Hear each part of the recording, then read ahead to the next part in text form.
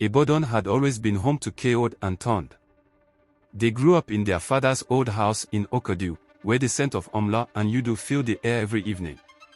Their father, Baba Oluwalef, was a well-respected man who worked hard to build his legacy: 3 houses, a large plot of land in Bodija, and a small shop at Dugby Market. But when Baba Oluwalef died, peace died with him. The beginning of the fight. Keod, the eldest son, believed the properties should be shared fairly. Baba always said we must stand together, he told Tond one evening while sitting in their father's old living room. We should split everything equally. Tond, younger but stubborn, leaned forward. Baba also said the first son should take responsibility. You should take less so you can prove you are a good leader. Keod laughed bitterly. So you want more than me? I deserve it, Tond replied. I was the one taking care of Baba before he died. Where were you? Living in your comfortable house in Akobo while I was here, running errands for him. Keod's face tightened. I sent money every month. You think that was nothing? The argument escalated. Voices were raised. The next day, Tond changed the locks on the main house. Keod, furious, went to consult his lawyer. The war begins. What started as a disagreement turned into a full-blown conflict. Keod filed a case in court, demanding his fair share. Tond, refusing to back down, moved his family onto the Bodija land and began building a house. One afternoon, Keod visited the land. What is this nonsense? Keod shouted. My land, Tond answered simply. Are you mad? Keod's voice shook. The case is still in court, and you are already building. Do your worst, Tond declared and cut the call. That night, Keod couldn't sleep. His wife, Remy, sat beside him. You are letting this consume you, she said. Tond is your brother. Keod sighed. A brother who wants to cheat me. Remy held his hand. What would Baba say if he saw you both like this? Keod didn't answer. He knew the truth. Their father would have been disappointed. A dangerous turn. Weeks passed. One evening, Keod received a phone call from his childhood friend, Sola. K, I just heard something, Sola said. Tond is planning to sell the Dugby shop. Keod felt his heart stop. That shop belongs to both of us. Tond doesn't care, Sola said. He is meeting a buyer tomorrow morning. Keod jumped into his car and drove straight to the shop. When he arrived, he saw Tond standing with a man in Agboda, discussing terms. Keod walked straight to him. You think you can sell this place without me? Tond folded his arms. You have your houses. Let me take the shop. Keod clenched his fist. You are a thief. Tond's eyes darkened. And you are a greedy fool. Before anyone realized what was happening, Keod's hand moved. Slap. The sound echoed. Tond grabbed his shirt, and they struggled. People rushed to separate them. The buyer shook his head. I don't want trouble. I'm not buying again. He walked away. Tond glared at Keod. You will regret this. The breaking point. The next morning, Keod woke up to a call from the police. Mr. Keod, we need you at the station, the officer said. Why? Tond has filed a complaint against you for assault. Keod almost dropped his phone. My own brother. Anger burned in his chest.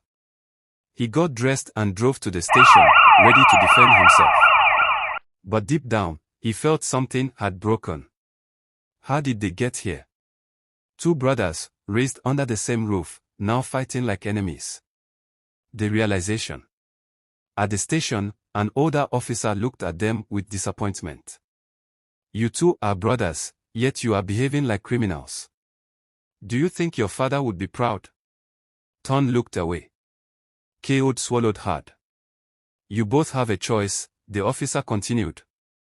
You can continue this fight and destroy each other, or you can sit down like men and find peace. Silence fell. Keod and Tond left the police station without exchanging a word. The damage had already been done, the trust between them was shattered, replaced by months of anger and betrayal. That night, Keod sat outside his house, gazing at the sky. His wife, Remy, joined him. "What are you thinking about?" she asked. He sighed. "Tond. The properties. Everything." Remy placed a gentle hand on his knee. "You two grew up together. You played football on the same streets and shared meals. Why has this land become more important than your brotherhood?" Keod rubbed his face. "It's not that simple, Remy. But it is." She paused. "If you both don't stop this conflict, something worse is bound to happen." Keod wanted to argue, but deep down, he knew she was right. The fight was already tearing them apart. Tond's dilemma. On the other side of Ibadan, Tond sat in his own house, troubled. His wife, Funk, noticed his distress. "You've been quiet since you left the station," she said. Tond exhaled. "Do you think I'm in the wrong?" Funk hesitated. "I think both of you are being too stubborn." He scoffed. "So it's my fault too?" Funk sighed. "Tond, land will always be there, but what about family? You say Keod is selfish, but have you considered whether you've been fair?" Tond opened his mouth to reply, but no words came out. That night, he couldn't sleep well. A dangerous twist. The next day, everything changed. Keod was at his office when his phone rang. It was Sola, his childhood friend. "K, something just happened," Sola said urgently. "What is it?" Keod asked. Tond was attacked. Keod stood up immediately.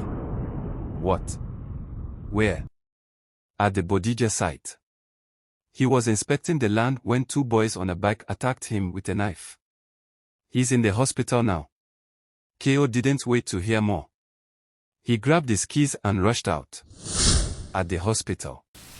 When Keod arrived at the hospital, he found Tond lying in a bed, bandaged but awake. His eyes widened when he saw his brother. "What happened?" Keod asked, out of breath. Tond scoffed. "So you care now?" Keod ignored his sarcasm. "Who did this?" Tond sighed. "I don't know. But I suspect one of those land grabbers." Keod's heart sank. In Ibadan, land disputes could be dangerous. If someone considered Tond's land available, they might send thugs to scare him away, or worse. Keod pulled a chair closer. "Tond, we can't keep doing this. If we continue fighting, others will take advantage of us." For the first time in months, Tond was silent. Then, softly, he said, "I know." Keod clenched his fist. "I don't want to lose you over land." Tond exhaled. "Me too." Boba Oluwale's late father, seen in flashbacks. An elderly Yoruba man with deep wrinkles, wearing a flowing white agbada and fila. His voice is strong yet kind, embodying a man whose words carry significant weight. Background **: he is depicted sitting on an old wooden chair, offering advice to his sons before his passing. Quote, flashback: "No matter what happens, never let land come between you. Blood is worth more than property." Mama Aya Basaira, the family's old neighbor and gossip. A chubby old woman in her late 60s, always dressed in a faded iron and buba, with a headscarf barely containing her wide gray hair. Her voice is loud, and she enjoys inserting herself into the problems of others. Background *: you can find her sitting outside her home, fanning herself and shaking her head as she gossips about the brothers. Quote *: "Oh. These boys are disgracing Boba Oluwale's name, fighting over the land like hungry dogs." Alhaji Danjuma, the crooked land buyer. A middle-aged man in a heavily embroidered babanriga, with sharp eyes that constantly scan for opportunities. His voice is smooth and deceptive, always attempting to persuade people to sell at a low price. Background *: he is seen sitting in a luxury SUV, talking on the phone and plotting ways to acquire the disputed land. Quote *: "Tond, don't waste time. Sell the land to me now before your brother takes everything from you." Thank you for watching Buckingham Daddy TV. Please subscribe for more stories.